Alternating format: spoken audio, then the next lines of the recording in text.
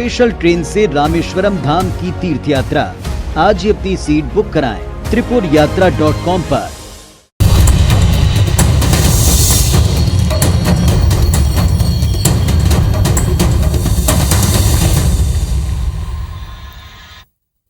नमस्कार, मैं हूं राहुल सिन्हा। छत्तीसगढ़ के दिन भर का अपडेट लेकर हम हाजिर हैं, हमारा खास बुलेटिन लेकर, जहां खबरें रफ्तार और विस्तार से होंगी। सबसे पहले आपको दिखाएंगे 5 मिनट में 50 खबरें और एक मिनट में बड़ी खबरों का विस्तार से विश्लेषण होगा। तो चलिए शुरू करते हैं आपका पसंदीदा बुलेटिन। अब छत्तीसगढ़ की बारी।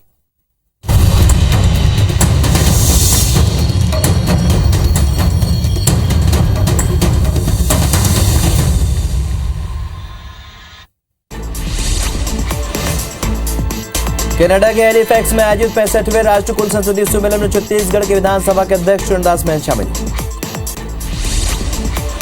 10 सितंबर से आरएसएस की अखिल भारतीय समन्वय बैठक होने जा रही है। पहली बार छत्तीसगढ़ में बैठक। भिलाई टाउन छूट की नई बिजली दर लागू करते हुए 5% बिजली की दरों में इजाफा किया गया। बिजली नियामक आयोग ने इसके लिए आदेश जारी किया। धमतरी शहर के घरों में गंदा पानी आने का आरोप लगाते हुए विपक्ष के भाजपा पार्षदों ने नगर निगम के सामने बैठकर प्रदर्शन किया। सरायपाली के बसना विकासखंड में सरकारी अधिकारी कर्मचारी फेडरेशन की हड़ताल का आज 5वां दिन है और 2 सूत्री मांगों को लेकर कर्मचारी हड़ताल पर। लोरमी इलाके में बीते कई दिनों से हो रही भारी बारिश से यहां के नदी नाले उफान पर हैं। राजिम के त्रिवेणी संगम पर बनाए गए लक्ष्मण झूले को बंद किया गया है। तकनीकी खराबी के कारण भगवान कुलेश्वर नाथ महादेव के दर्शन अभी नहीं हो पा रहे। केशकाल के फरसगांव में किसान न्याय योजना के तहत मिले पैसे को निकालने के लिए सहकारी बैंक में किसानों की लंबी कतार लगी। गौरेला पेंडा मारवाड़ी जिले के मालाढाण में स्कूल की हालत जर्जर बनी हुई है। क्लासरूम के छत से प्लास्टर जगह जैसे गिर रहे हैं। भानुप्रतापपुर के दुर्गाकोंदल के प्री मैट्रिक हॉस्टल में अव्यवस्था से छात्र परेशान हैं। छात्रावास में न बिजली है और न ही पानी की व्यवस्था है। सुकमा के पोटा केबिन आश्रम के 100 से भी ज्यादा बच्चे बीमार हैं। सभी बच्चों में बुखार और जुकाम की शिकायत है। बिलासपुर में स्वाइन फ्लू से एक महिला की मौत हो गई। मरीज जांजगीर चांपा की रहने वाली थी। छत्तीसगढ़ में कोरोना के साथ साथ अब स्वाइन फ्लू भी काफी तेजी से बढ़ रहा है। छत्तीसगढ़ में अब तक 135 केस सामने आ चुके हैं। कोरिया जिले के मनेन्द्रगढ़ में चिकन पॉक्स ने दस्तक दी है। स्कूल के 8 बच्चे और 2 वयस्क संक्रमित मिले। पूरे जिले के मनेन्द्रगढ़ में चिकन पॉक्स के 13 नए मरीज मिले हैं। ग्रामीणों को सावधानी बरतने के निर्देश दिए गए। धमतरी में रोजाना 12 से भी ज्यादा कोरोना संक्रमित मरीज मिल रहे हैं। वहीं जिले में एक बार फिर कोरोना से एक व्यक्ति की मौत हुई है। महासमुंद जिले में बूस्टर डोज का 100% टारगेट पूरा करने के लिए प्रशासन जागरूकता अभियान चला रहा है और इसी कड़ी में जागरूकता रैली निकाली गई। मुंगेली के जिला अस्पताल में किडनी रोग के मरीजों के लिए डायलिसिस की सुविधा शुरू हो गई। धमतरी में कुलियारी खरेंगा मार्ग के चौड़ीकरण की मांग सालों से स्थानीय लोग करें। गौरेला पेंडा मारवाड़ी जिले के ज्योतिपुर शासकीय प्राथमिक शाला कैंपस में पानी भरने से बच्चे दीवार फांदकर कूद जा रहे हैं।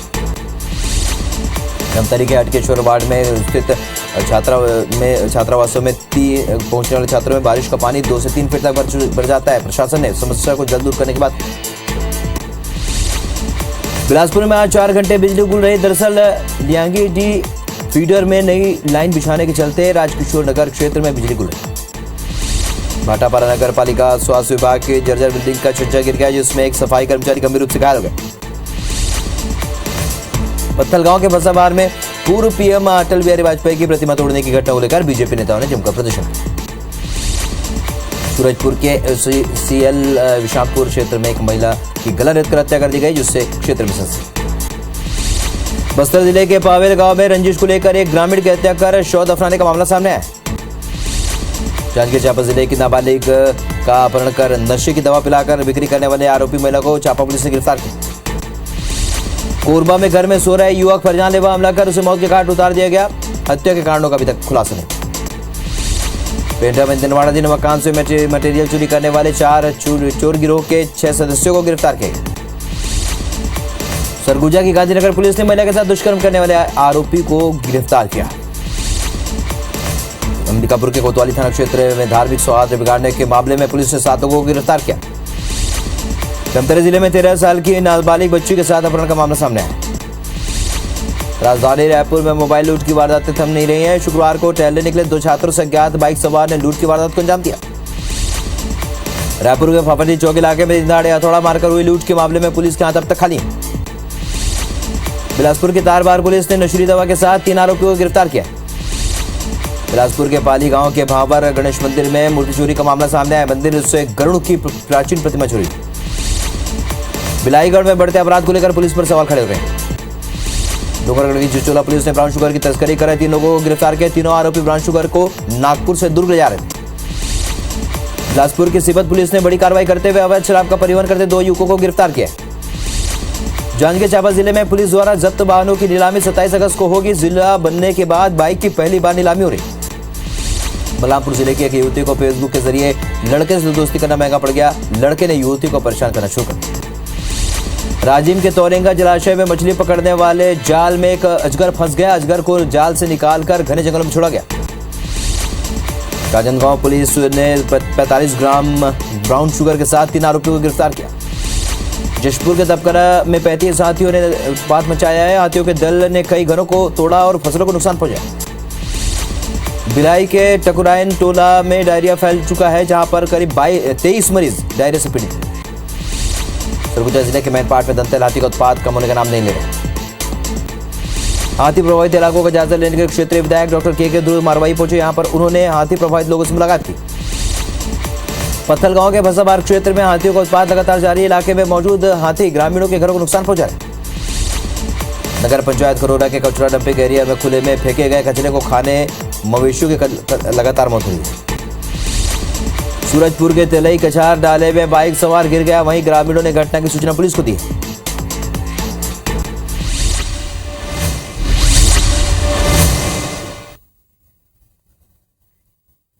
चलिए अब खबरों को देखते हैं विस्तार से और 1 मिनट में पूरी खबर आपको बताते हैं। अब बात करते हैं छत्तीसगढ़ की संस्कृति की। तो कल सीएम हाउस में तीजा पोरा का त्योहार मनाया जाएगा और इसके पहले सीएम हाउस पारंपरिक पकवान की खुशबू से महक उठा है। सीएम हाउस को दुल्हन की तरह सजाया गया है।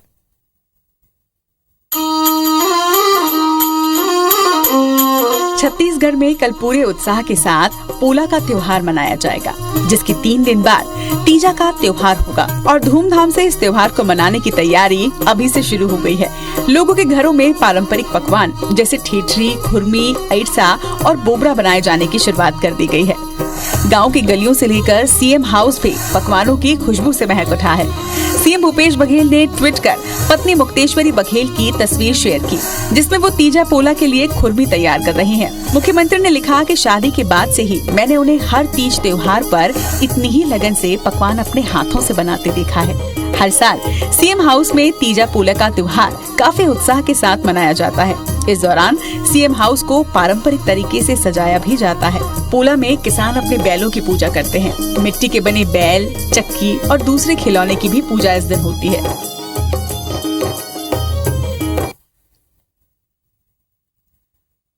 कल केंद्रीय गृह मंत्री अमित शाह छत्तीसगढ़ के दौरे पर रहेंगे, लिहाजा पुलिस ने सुरक्षा के पुख्ता इंतजाम किए हैं। सीएम भूपेश बघेल ने सीएम हाउस में होने वाले तीजापुरा कार्यक्रम में शाह को आमंत्रित किया है। केंद्रीय गृह मंत्री अमित शाह शनिवार को रायपुर के दौरे पर रहेंगे। शाह करीब 5 घंटे 20 मिनट तक राजधानी में ही रहेंगे। इस दौरान वो एनआईए के प्रदेश कार्यालय का उद्घाटन करेंगे। साथ ही प्रधानमंत्री मोदी पर लिखी किताब मोदी एट 20 पर बौद्धिक वर्ग के साथ चर्चा करेंगे। इस बीच बीजेपी के प्रदेश कार्यालय भी शाह जाएंगे। सीएम भूपेश बघेल ने पोला के मौके पर छत्तीसगढ़ आ रहे केंद्रीय गृह मंत्री अमित शाह को राज्य की संस्कृति से रूबरू कराने अपने निवास आमंत्रित किया है। तो हमारे छत्तीसगढ़ में एक बड़ा त्योहार मुख्यमंत्री निवास में भी इसका आयोजन है, तो मैंने निमंत्रण दिया है उनको। आदरणीय अमित शाह जी इस सेमिनार में मुख्य वक्ता के रूप में शामिल हो रहे हैं और अमित शाह जी का खुद का भी आर्टिकल इस किताब में है। केंद्रीय गृह मंत्री के दौरे को लेकर पुलिस ने सुरक्षा की पुख्ता तैयारी की है। तो इस दौरान पर्याप्त सुरक्षा व्यवस्था उनकी सुरक्षा कैटेगरी को ध्यान में रखते हुए और पद को ध्यान में रखते हुए लगाई गई है। मोदी पर लिखी किताब के प्रमोशन को लेकर कांग्रेस ने बीजेपी पर तंज कसा है।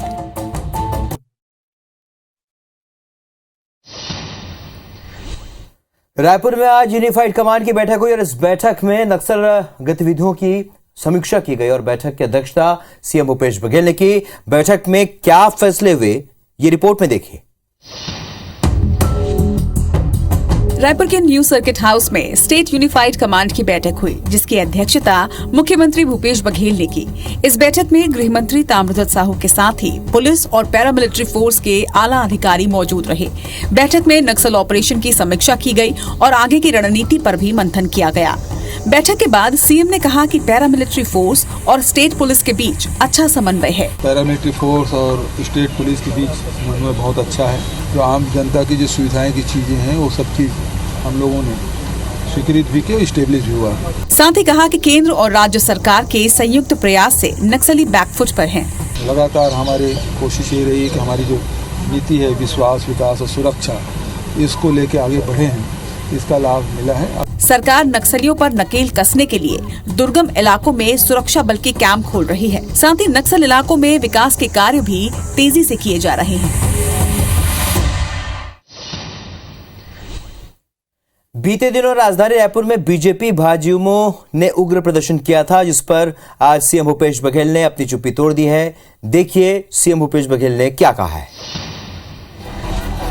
प्रदर्शन की इन तस्वीरों को नहीं भूले होंगे। ये बीते दिनों हुए बीजेपी भारतीय जनता युवा मोर्चा के प्रदर्शन की तस्वीरें हैं। बीजेपी भारतीय जनता युवा मोर्चा ने सभा के बाद सीएम आवास के घेराव की कोशिश की थी। कई बैरिकेडिंग्स को प्रदर्शनकारियों ने तोड़ी थी, लेकिन वो सीएम हाउस का घेराव करने में कामयाब नहीं हो पाए। इस दौरान प्रदर्शनकारियों और पुलिस के बीच झड़प भी हुई।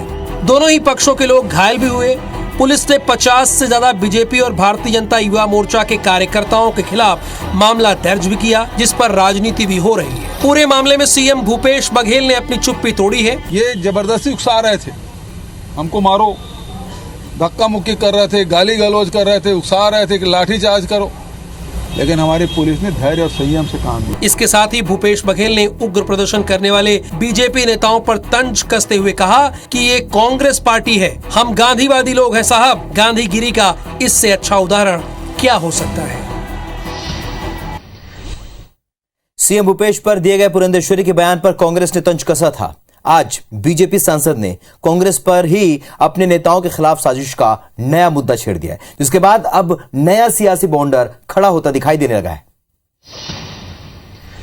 कि भूपेश बघेल जी को श्राप है कि अगर वो सच बोलेंगे ना तो उनका सर 1000 टुकड़ों में इट ब्रेक्स।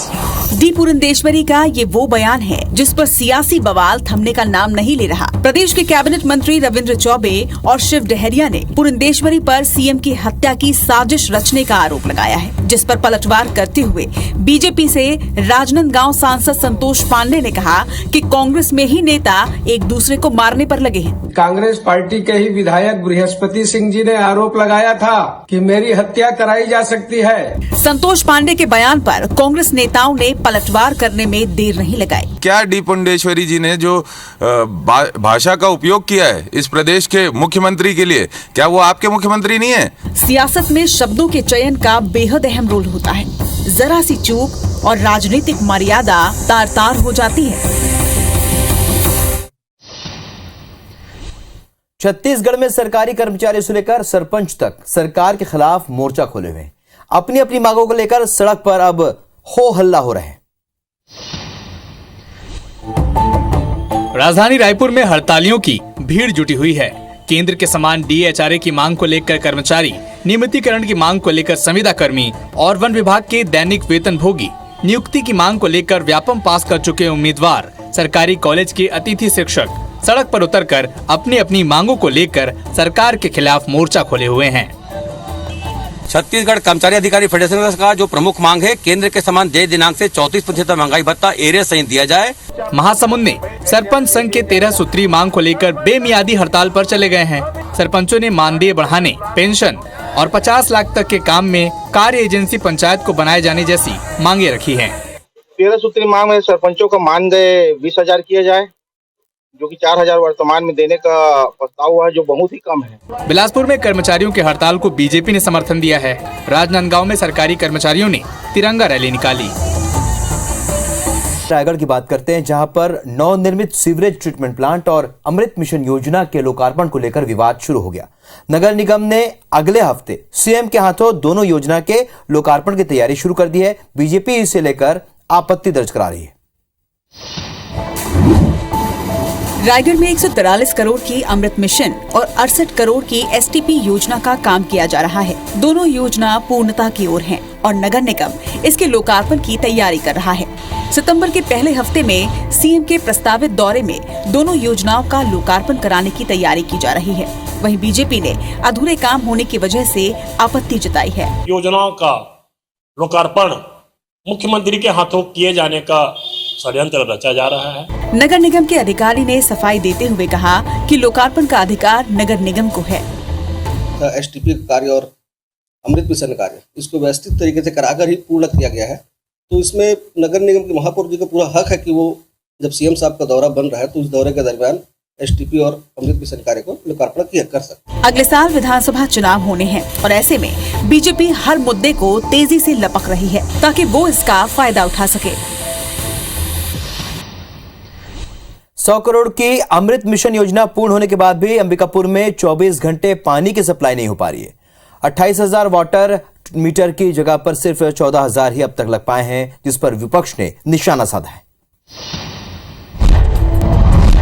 अंबिकापुर शहर के लोगों को पानी की समस्या से मुक्ति दिलाने के लिए 100 करोड़ की योजना मंजूर की गई। 24 घंटे पानी सप्लाई के लिए अमृत मिशन के तहत नई पाइपलाइन बिछाई गई और लोगों को नया कनेक्शन दिया गया। योजना पूर्ण होने के बाद भी लोगों को 24 घंटे पानी यहाँ नहीं मिल पा रहा, जिसकी मुख्य वजह सभी घरों में वाटर मीटर का नहीं लगना है। फिलहाल 14,000 वाटर मीटर लगे हैं, जबकि 28,000 घरों में लगाए जाने हैं। वाटर मीटर में हमारी अभी मेजर पेंडेंसी है। 28,000 हमें मीटर लगाने थे और अभी हमारे 13,000 कुछ और लगभग 14,000 हमारे पेंडिंग हैं। बीजेपी ने नगर निगम पर योजना के क्रियान्वयन में गड़बड़ी का आरोप लगाया है। जिस हिसाब से इतनी राशि देके पूरे शहर की जल व्यवस्था को सुचारू ढंग से संचालित करना था। अमृत मिशन योजना पर शुरू से ही सवाल खड़े होते रहे हैं और ऐसे में अब देखना होगा कि कब लोगों को 24 घंटे पानी की सुविधा मिल पाती है।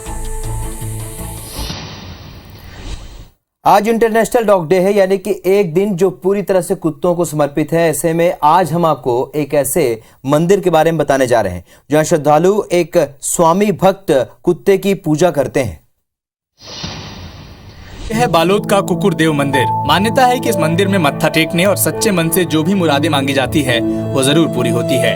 यहाँ जो भी मन्नत मांगते या तो कुछ प्रकार के जैसे कुकुर खांसी है और कुत्ता काटने के भी भभूत और मिट्टी ले जाए से भी एक पूरा मनोकामना पूर्ण हो जाती। शिव जी के मंदिर के साथ साथ अपने कुत्ते का भी एक मूर्ति है जो पुराने समय से है और वो बहुत ही फेमस। मंदिर के गर्भगृह में शिवलिंग स्थापित है, जिसके ठीक सामने एक स्वामी भक्त कुत्ते की प्रतिमा है जिसकी श्रद्धालु पूजा करते हैं। खैर, यहाँ कुत्ते की पूजा क्यों होती है, चलिए जानते हैं।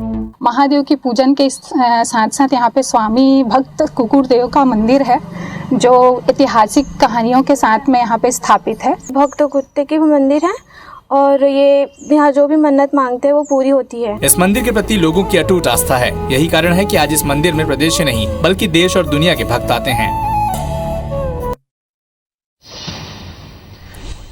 तो 25 मिनट में छत्तीसगढ़ का पूरा हाल हमने आपको बताया और कल इसी वक्त आपसे फिर होगी मुलाकात। तब तक ले दीजिए इजाजत। नमस्कार।